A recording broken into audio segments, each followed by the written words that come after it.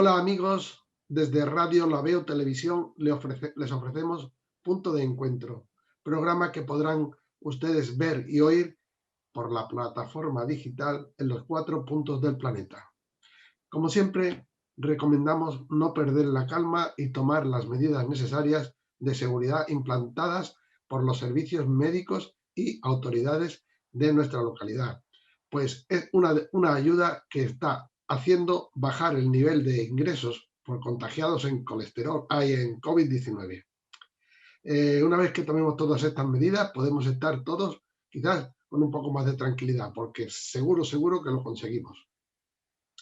Hoy hablamos con nuestro compañero y profesor Ramón Salicruz y les vamos a recordar momentos de historia de nuestra ciudad, así como días memorables, de lo que es Mataró Maresme, Cataluña y España. Vamos a citar temas de fiestas y tradiciones. Les hablaremos de celebraciones populares de Mataró en general, lo que es Cataluña y Maresme. Ya próximos a las fechas o fiestas de Semana Santa, podemos comentar sobre la Cuaresma, días de ayuno y tradiciones en nuestra ciudad en estas fechas. Buenas tardes, señor Ramón. Hola, buenas tardes. Aquí estamos. Bueno, como verán a todos los espectadores que hoy tenemos las imágenes por separado, porque nos estamos haciendo las cosas con mucha más tecnología, ¿verdad, Ramón? Exacto. Todos vamos aprendiendo todos. Al menos Poco a yo, poco. vaya. No habrá ningún problema, ya lo verán. Pues, señor Ramón, si creo que ya he explicado un poco el inicio del programa, qué es lo que podríamos dedicar el día de hoy, y podríamos comenzar con lo que son las fiestas de, por ejemplo, mes de marzo y abril. Entre ellos vamos a coger lo que es Semana Santa. ¿Qué me puede usted contar? Mira, la primera cosa que em sembla que valdria la pena dir és que la Setmana Santa i la Pasqua mai són el mateix dia. És a dir, Nadal, per posar un exemple, sempre és el 25 de desembre. En canvi, la Pasqua, la festa de la Pasqua, va variant. Té un marge d'oscil·lació, diguem-ne, no? I és perquè la Pasqua és sempre el primer diumenge després de la primera lluna plena de primavera. És una mica complicat de dir, però ens regim de vegades per les llunes, no? Quan ve la lluna plena, doncs el diumenge que ve després de la primera lluna plena de primavera, és a dir, a partir del 20 de març, llavors sí escau la Pasqua. Per això varia d'un any a l'altre. Normalment la Pasqua se situa a principis d'abril, però hi ha vegades que és a finals de març, i a vegades que és pràcticament a mig abril, ben entrat el mes d'abril, no? Per tant, bascula. I el motiu, m'ha semblat que era important dir-ho, és aquest. El diumenge després de la primera lluna plena d'una vegada iniciada la primavera. Clar, en l'últim programa que vam fer avui, deu fer un mes, vam estar parlant de la Quaresma i vam estar parlant de les tradicions relligades amb la Quaresma. Vam parlar dels dejunis, de les abstinències, vam parlar una mica de tot un, com ho diria jo, canvi de ritme, de vida, d'austeritat, després dels grans, diguem-ne, dies del Carnaval, que era una mica de disbauxa i de tot el que es vulgui, els dies del Carnaval, no? D'això ja en vam parlar l'altre dia, per tant no hi insistiré pas massa, no? Simplement, l'altre dia jo estava en una trobada amb uns amics i deien aquest any la Quaresma ja fa temps que la vam començar. I és veritat, el Covid, el famós coronavirus, ens ha fet una Quaresma llarguíssima, veritat? Que ens ha limitat, que ens ha fet, diguem-ne, passar per unes clàusules d'austeritat, d'evitar tota una sèrie de contactes, etcètera, que no hi estàvem acostumats. Bé, doncs, potser, mira, més que mai, aquesta Quaresma recobra actualitat si li agafem aquest sentit que jo deia relacionat amb el coronavirus, veritat? I potser també la Pasqua d'aquest any, a mi m'ho sembla, serà com una esclatada superior d'alegria i de joia, perquè sembla, tu has dit en el començament, sembla que els indicadors del tema del coronavirus, de la pandèmia, doncs són millors. No hem guanyat la guerra, però sembla que estem guanyant batalles, com diem vulgarment, no? Es va reduint el número de persones ingressades, etcètera. simplement volia dir això, que de vegades ens sembla que les celebracions i les tradicions són unes coses passades de moda. Doncs no, es poden actualitzar sempre. I aquest any, fixeu-vos bé, quina Quaresma i quina Pasqua, que ens coincideix amb la Quaresma i amb la Pasqua, diguem-ne, més de calendari. Ja et dic, jo no volia parlar avui massa de la Quaresma, sinó una mica ja m'anava de dret en el tema de la Setmana Santa. Perquè la Setmana Santa és diguem-ne, un conjunt de celebracions universals, gairebé m'atreviria a dir, universals dintre del món de la cultura cristiana occidental, que diem vulgarment, veritat? La Setmana Santa i la Pasqua. Havent dit això de com s'hi escau, concretar que a Mataró la Setmana Santa sempre ha tingut molta tradició. I al dir Setmana Santa em refereixo a la seva vessant popular, però també amb la seva vessant estrictament religiosa. I de vegades amb les dues coses conjuntes. No s'ha d'interpretar que són antagòniques la part popular i la part religiosa. Faltaria més, veritat? Sinó que és el compendi de totes dues que potser la celebració agafa, diguem-ne, més sentit, més contingut, més, diguem-ne, fons. Tinc aquí al davant una llista, que no la llegiré tota, de les germandats i de les confraries que hi ha a Mataró i dels seus precedents, és a dir, d'altres confraries i germandats i gremis i altres institucions de caràcter semblant que hi havia des de temps immemorials. Tot això arrenca del segle XVIII.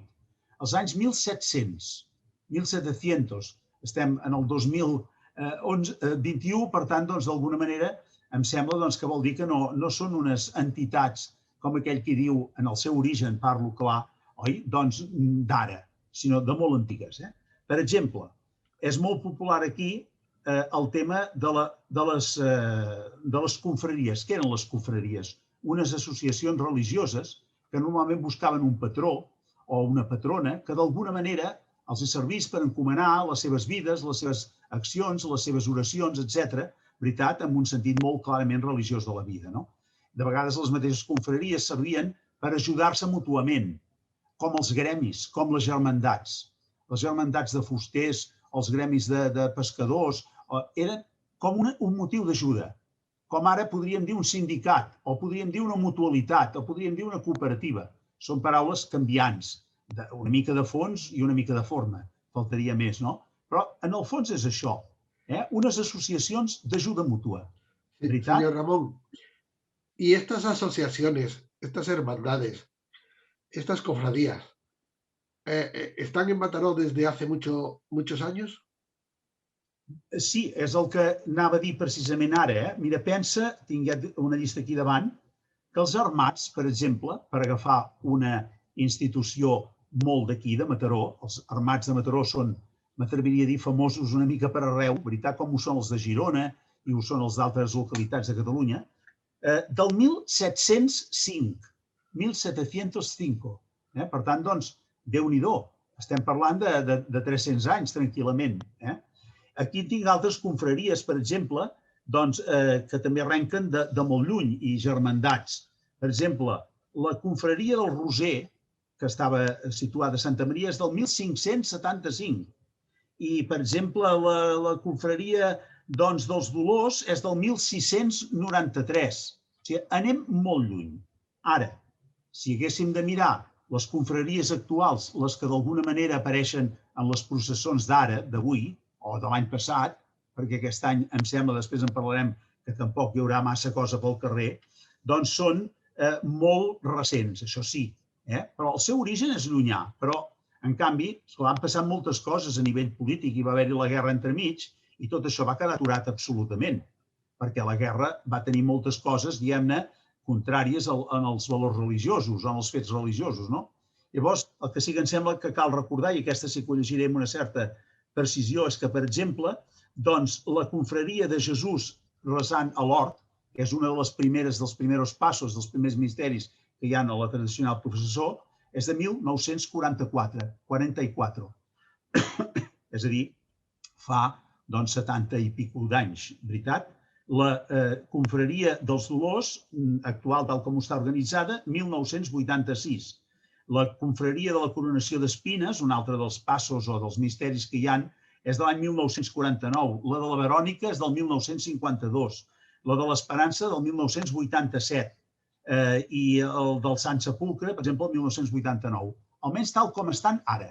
Ja dic, hi ha precedents que es van trencar per diferents circumstàncies, però tal com estan ara són d'aquestes dates que acabo de dir. És a dir, de quan jo era un nen o quan era una persona jove, la revifalla que hi va haver-hi d'aquestes processons i d'aquests actes populars de la Setmana Santa.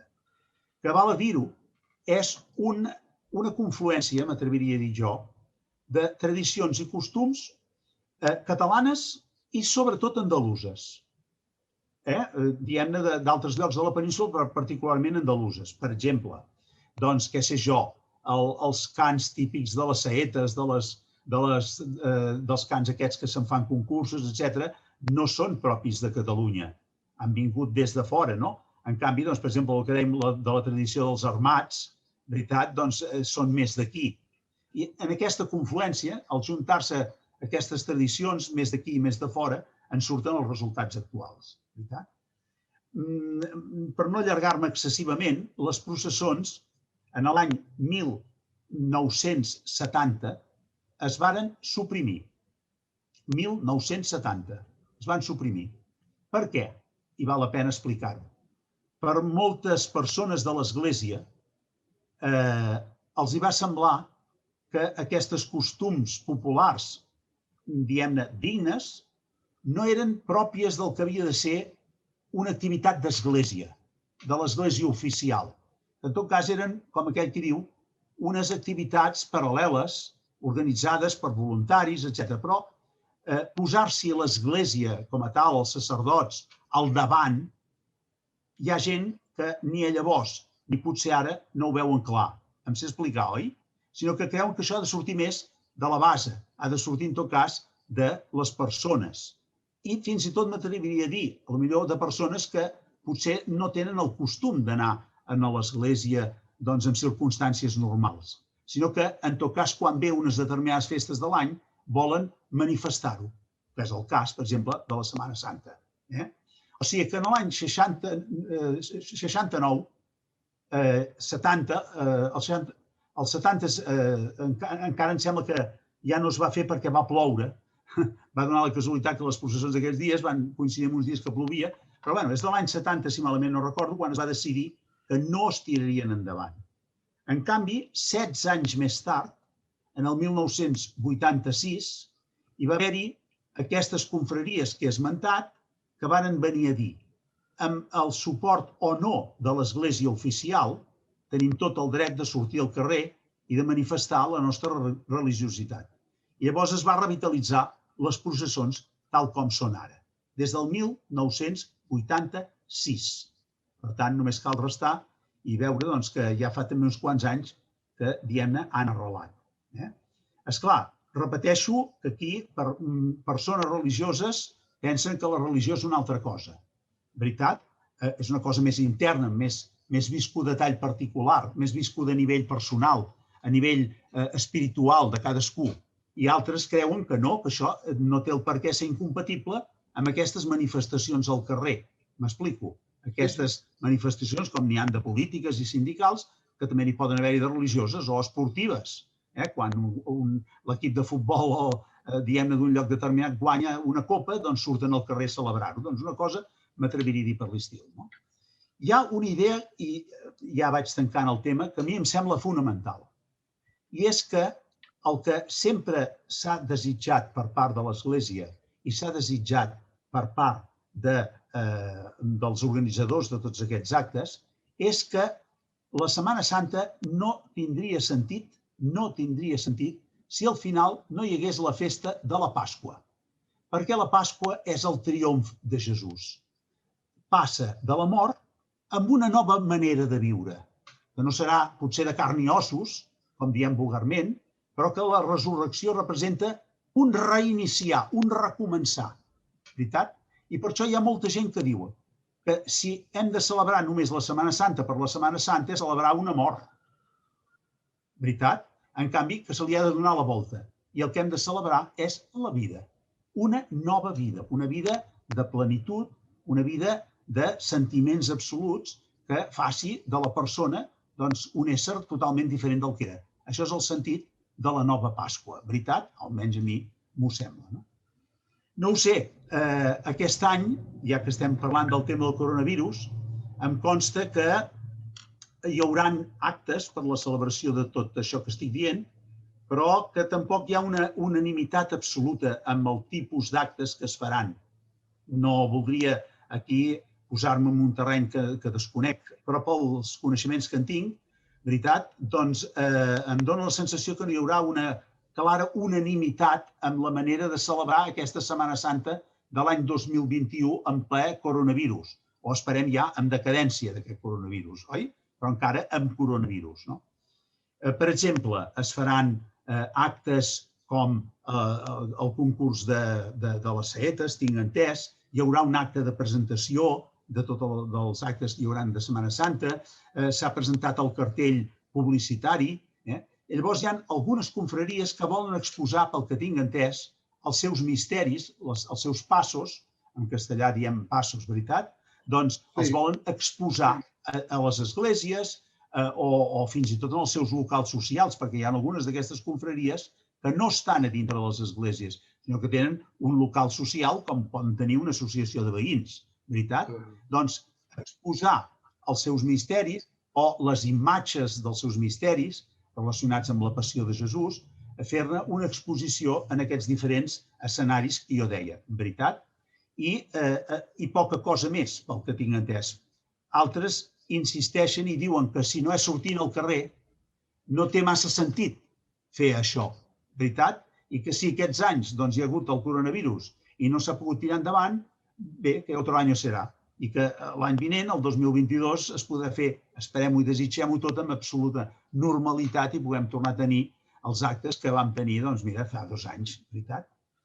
Però jo insisteixo que potser el que val la pena dir aquí és que l'important, almenys jo ho veig així, l'important de tots aquests actes és la celebració de la Pasqua, veritat?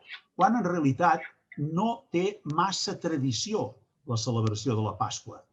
El Nadal sí que en té, perquè pel Nadal tothom ho celebra, què sé jo, a nivell popular, ho celebra en família, ho celebra cantant cançons, ho celebra fent obsequis, ho celebra fent els pastorets, ho celebra fent tota una sèrie de coses. Estic parlant del Nadal. Però la Pasqua de Resurrecció, no té massa cosa, per dir-ho d'una manera, a nivell popular de celebració. I, esclar, potser per això i perquè aquest tornar a la vida que jo deia no deixa de ser un misteri de com entendre el que és la resurrecció de Jesús, perquè no es tracta simplement de la reanimació d'un cadàver, sinó tota una altra cosa, veritat, un altre sentit. Això fa que potser, esclar, en aquest terreny moltes persones diguin, mira, no hi entrem massa, I voldria subratllar 2 tradicions que són mataronines i de Catalunya, típiques de la Pasqua. L'una és el cant de les caramelles. Aquí a Mataró, des de fa molts anys, s'ha mantingut aquesta idea.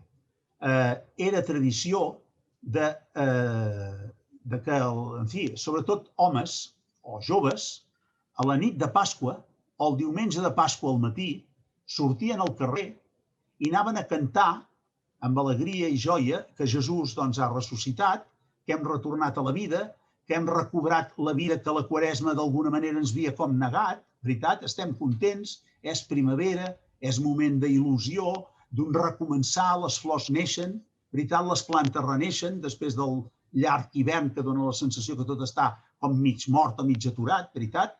Doncs aquesta revifalla, anaven pels carrers cantant. I anaven normalment a cantar a casa de les noies, de les nenes, per dir-ho d'una manera, no? Clar, perquè, a més, evidentment, i tots ho sabem, és bàsicament a la primavera quan es feien, per exemple, les celebracions dels casaments i totes les festes de qualsevol tipus, no? És clar, anaven a cantar a les noies. Això és una tradició. Ara això ens sonaria una mica malament, ens semblaria un fals feminisme o un fals no sé què, però era així, no? La paraula caramella, que és típica, les caramelles, bé, sembla de la paraula del llatí o del català antic, canya. Les canyes, que eren els objectes que amb els pertinents forats una canya es convertia en una flauta, per tocar la flauta. I doncs devia anar així això. Anaven a tocar pels carrers tocant la flauta i altres instruments, però sembla que la cosa deriva d'aquí. Això és una tradició molt nostra, que a Mataró encara perviu. Si he de ser franc, amb decadència, però encara existeix, encara hi ha grups que canten caramelles amb motiu de la Pasqua de Resurrecció de Jesús, veritat? Però hi ha pobles de Catalunya que en fan com una mena de festa major, gairebé, de les cantades de caramelles. Digues, que estic enraonant molt jo. Usted que es un experto en calles de nuestra ciudad, creo que existe la calle Caramellas, ¿no? Exacte. I si em permets dir-ho, molt a prop d'allà on és la teva residència. Fermín, veritat? Exacte, el carrer Caramelles és exactament per això. Pensa que, per exemple, aquí molt a prop del carrer Caramelles hi ha també el carrer Tres Toms. Exactament. Els Tres Toms ho comentàvem el mes passat, ho recordaràs. Parlàvem d'aquelles 3 voltes que feien amb motiu de la festivitat de Sant Antoni Abat, veritat, a mitjans de gener. Els Tres Toms, les Caramelles, i ara no recordo si hi ha algun altre carrer d'allà també que sigui d'alguna tradició. Però va per aquí. I és una cosa que jo penso que val la pena que es mantingui. És allò que dèiem, que el que perd els costums tradicionals d'un poble, en bona part està perdent identitat. Identitat pròpia, la pròpia manera de ser. Hem de saber una mica quins són els nostres orígens, no? I l'altra tradició, i amb això, digues. Bueno, otra cosa que ya que nos hemos puesto a hablar un poquitín de las calles, de Caramellas y demás, hay otra cosa relacionada con la Semana Santa, que siempre la había escuchado también con el meus fills, mis hijos, cuando eran ya petits, cuando eran pequeños. Me decían la Bella Cuaresma, que la hacían en el colegio. ¿Y nos podría usted explicar algo de lo que es la Bella Cuaresma aquí? Por supuesto que sí. Sí, crec que és una tradició que prové, no hi voldria posar-m'hi fort perquè no ho tinc estudiat dient de cosa recent, crec que és una tradició que ve de les illes, de les Balears, crec. Però bueno, és igual, tot forma part de la nostra cultura. Per què són 7 peus? Perquè són les 7 setmanes de la Quaresma. Si nosaltres mirem des del dimecres de Cendra, que va començar la Quaresma, fins a la Pasqua, hi ha 7 setmanes. I llavors, doncs, com si fos un calendari, a cada setmana se li talla un peu i així sabem el temps que falta de Quaresma per no arribar a la Pasqua, Perquè, esclar, com que eren 7 setmanes d'austeritat, de rigor, que no dic que no ho hagin de ser, però el que passa que ara ha agafat noves formes, però d'austeritat, de sacrifici, d'abstinència, de dejunis, etc., esperaven que arribessin com més aviat millor al final. ¿Verdad? Las cercanas. ¿Representaban esas 7 patas a las virtudes? No, que jo sàpiga no. No. Simplement és com un calendari. 7 setmanes, com un calendari té pàgines com, per exemple, 12, perquè hi ha 12 mesos de l'any, doncs són 7 per les 7 setmanes de... Sí.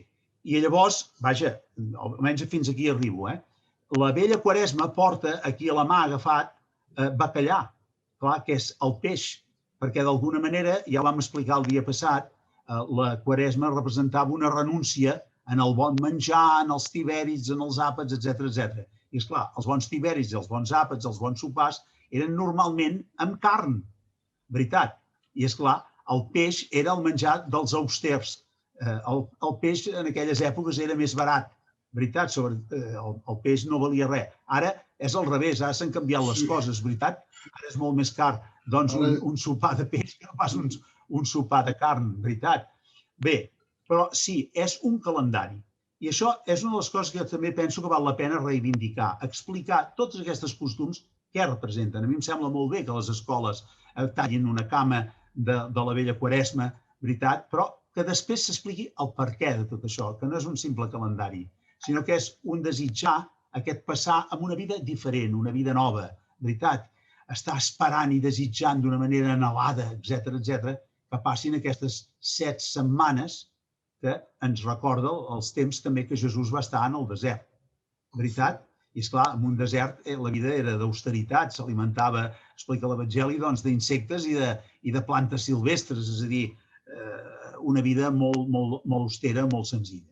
Però sí, la cosa va per aquí. És el calendari de les 7 setmanes de Quaresma i de bacallà salat i, en fi, d'altres ingredients. Sembla que cuando se tallaba la séptima pata, Sí. comenzaba ya, no recuerdo bien si era el carnaval o... No, era al revés. Cuando terminaba el carnaval, entonces el miércoles de ceniza, que es el miércoles inmediato después del carnaval, que este año, si mal no recuerdo, fue el 7, bueno, es igual, sí. El carnaval, no, perdón, el carnaval fue el 14 de febrero. Sí, el 14 es el día que hicimos las elecciones aquí en Cataluña. Y después pues comienza el miércoles de ceniza, la Cuaresma. El 17, y comenzó la Cuaresma. Entonces, cada fin de semana se corta una pierna hasta que llega la Pascua. Bueno, finalizando con el Domingo de Ramos. Exacto. Comença la Setmana Santa, que és una altra tradició que també podríem argumentar, però que aquí a Mataró, fora d'uns penjolls de galetes que es posaven en les palmes i en els palmons de la benedicció, tampoc que jo sàpiga té més tradició ni més transcendència. Unes pastes que es posaven, doncs, diguem-ne, perquè les criatures, que normalment són els que porten les palmes i els palmons, d'alguna manera poguessin degustar el que en podríem dir aquell diumenge, que començava a ser un diumenge, diguem-ne, ja de finals de la Quaresma, perquè començava la Setmana Santa i venia la Pasqua. I si et sembla, acabo parlant de la segona tradició que he dit relacionada amb la Pasqua, que és la mona. La mona. Tots els padrins i els pares i els avis doncs regalaven, i regalen, vaja, doncs en els seus fillols, sus ahijados, en els seus nets o qui sigui, la mona. La paraula mona sembla que ve de munna, de l'àrab, que vol dir obsequi. Mona, para nosotros una mona, la mona del parque o la mona del circo, por supuesto tiene otro significado, ¿no? Pero mona, munna es obsequio. Y era el obsequio, normalmente un manjar, un pastel, etcétera, etcétera, pues que los padrinos daban a sus ahijados, a sus nietos, etcétera, etcétera, porque normalmente el padrino era el abuelo del nieto cuando se bautizaban, ¿no? Esto funcionaba así. Y si recuerdas, normalmente, aparte de figuras más, como diría yo, más del momento, que se pone encima de las monas d'aquests pastissos, se pone el Messi o se pone, qué sé yo, otros personajes populares del cine, de la televisión. En el centro de la mona hay un huevo, un ou. Perquè, esclar, fixa't bé, l'ou és símbol de la vida. De l'ou, com es cou, etcètera, en sortiran les gallines, els pollets i les... veritat, doncs, és un símbol de nova vida, un ou, perquè en el fons és una cèl·lula, diguem-ne, primitiva de qualsevol ser, en aquest cas, oi? Un ou representa la nova vida. Quina nova vida? La vida del ressuscitat, per dir-ho d'una forma, que dèiem abans. És una nova vida. Veritat, jo penso que el que no s'ha d'interpretar de cap de les maneres és que aquesta resurrecció, ja ho he dit abans, però ho repeteixo, de Jesús, sigui un retorn a la vida d'abans. M'explico? Com mort i torno a com era abans de morir-me. No, és una altra cosa. I aquesta resurrecció, aquesta vida ja no té fi, per dir-ho d'una manera. És una mica la vida de sempre, l'eternitat, si se'm permet l'expressió, per les persones creients. Perdona que avui he fet uns sermons que m'han semblat que fos aquí un predicador i no sé si... Però crec que la història, simplement volia dir, de vegades creiem que la història és un recull de dades i d'anècdotes del passat i que, bueno, és com una cosa de pura curiositat, per dir-ho d'una manera. Doncs no. La història és una eina que ensenya i que projecta el futur i que argumenta la vida del moment i explica la que vindrà. Veritat. I almenys aquesta és la meva visió que jo tinc de la història. M'he dedicat tota la meva vida a fer classes en aquest sentit, no? I bé, jo els hi deia als meus alumnes, si la història és només explicar coses que diuen els llibres antics, plens de pols, que estan a les biblioteques o en els arxius, a lo millor enmig fins i tot de rates, perdona l'expressió, però sembla que se m'entén el que vull dir, oi? En un lloc semiabandonats, etc. No.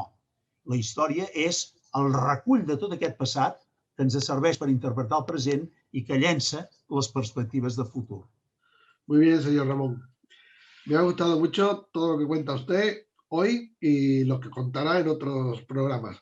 Y hablaremos de historia como hablamos en casi todos los programas, ya hablamos algo de historia, porque es una cosa muy bonita y que lo que a mí me gusta mucho lo que es la historia y sobre todo de donde Mataró, de donde estoy ahora mismo en la actualidad, reconocer, recordar, ver, saber lo que no sé. Estupendo. Si yo puedo, con mis intervenciones, puedo ayudar en este camino y a vuestro programa y a vuestra televisión, pues en fin, muy contento de hacerlo. Muchas gracias, señor Ramón. Ya sabe que seguiremos contando con usted. Y Radio La Veo Televisión le da las gracias por estar con nosotros y ratificarlo en todo momento como usted nos hace. Sabemos seguro que nos va a seguir acompañando. Muchas gracias. A reveure. Y como siempre, seguiré contando con usted lo que es el programa Punto de Encuentro. Y a vosotros, amigos, gracias por habernos seguido en nuestro programa Punto de Encuentro desde sus hogares. Hasta el próximo programa. Buenas tardes. Chao.